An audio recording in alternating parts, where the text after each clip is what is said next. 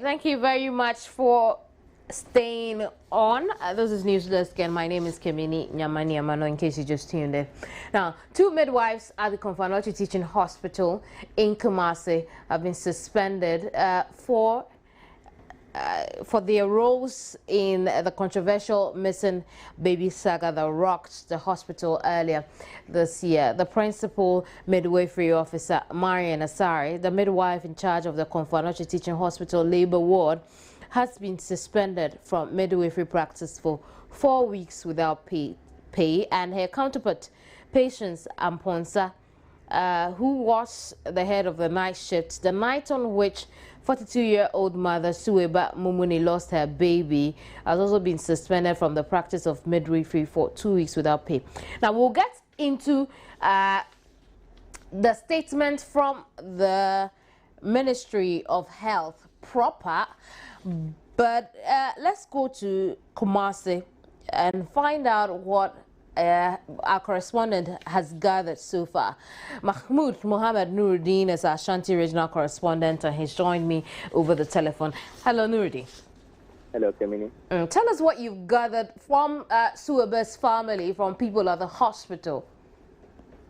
Okay, Kemini, I'm currently at the family house, and I have been speaking to the family, and what they are telling me now is that they haven't received any report from the ministry, and they haven't heard anything from them, so they wouldn't be able to talk about the issue now.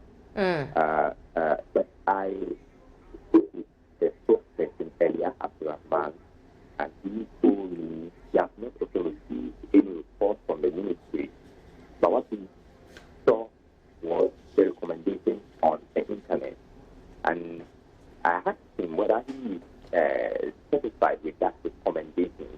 And he said, no, that wasn't what they were expecting. Nuruddin, just a second. Who are we talking about here? Hello, Nuruddin. I'm asking, who was explaining this report to you? Abdurrahman, the family spokesperson, right. Yeah, he said he has not received the report, but he saw it on the net.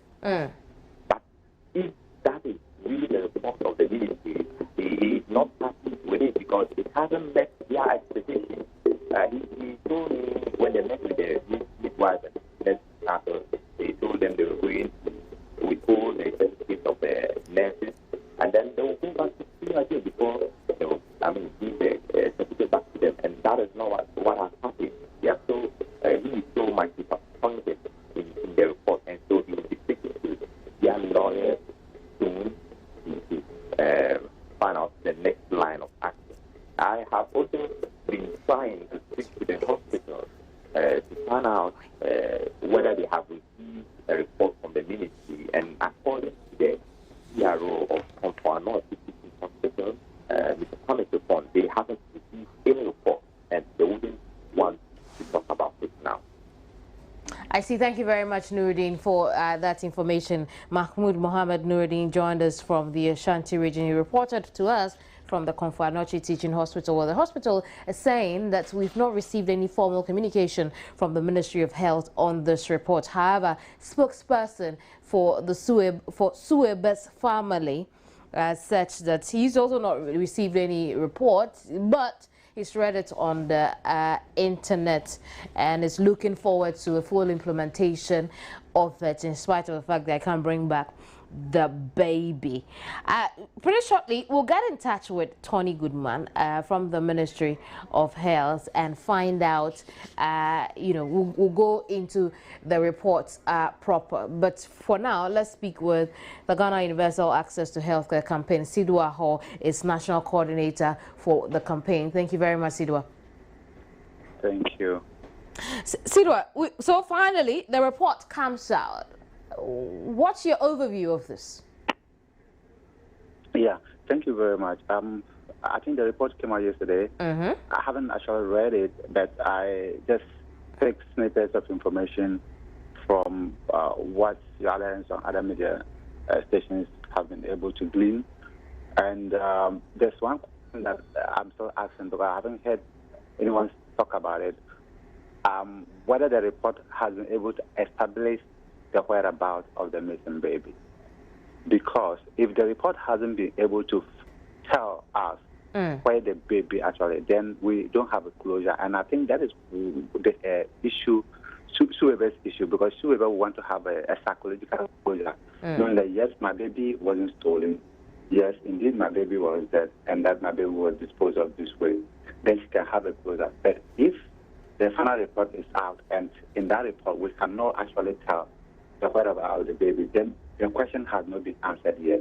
And then, like I said, I'm here to go into the report. When I go to the report, I'll be looking to find out who at the facility were directly responsible for this missing baby. Because in any situation like this, somebody must be held responsible. So let me just tell you then. And so in this report, the midwife at the labor ward that night has been asked to proceed on leave. Her colleague also on the night shift on the same night has also been asked to go on leave. And then the orderly who had to dispose of the baby, who the claim disposed of the baby, has also been asked to stay on leave until the police finish with their investigation.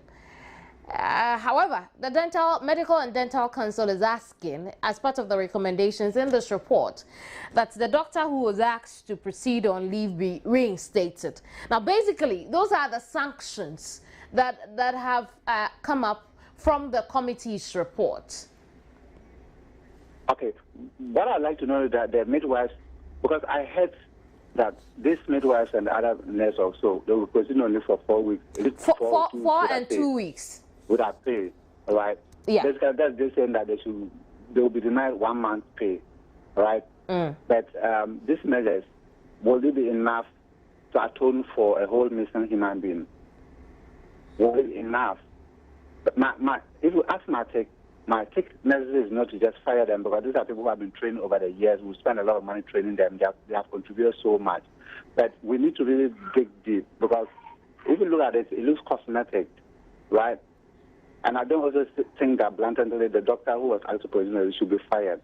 But ultimately, the report seems to suggest, I'm honestly keen to read the report, seems to suggest they have not been able to pinpoint who in particular, because if you look at it, will this really answer the question?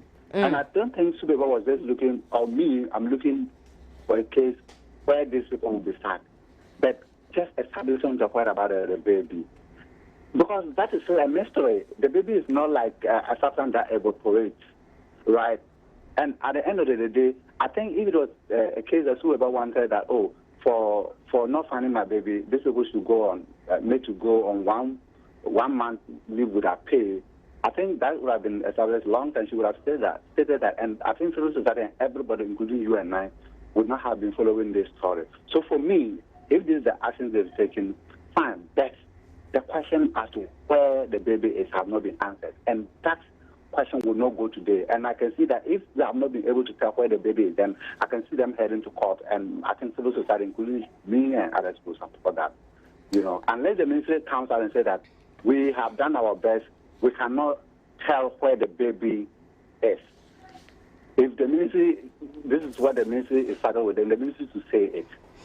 I see. We'll leave it here for now. Thank you very much, Sidwa. Sidwa Ho is National Coordinator for Ghana Universal Access to Healthcare Campaign. And like I was saying, we'll get in touch with Tony Goodman. Tony Goodman is Public Relations Officer for the Ministry of Health. We'll try and find, answers to some of the questions Sidwa has raised, and then get to know this report better, how it was arrived at, whether or not it establishes where Sueber's baby had gone to. I'll be right back. Don't go away.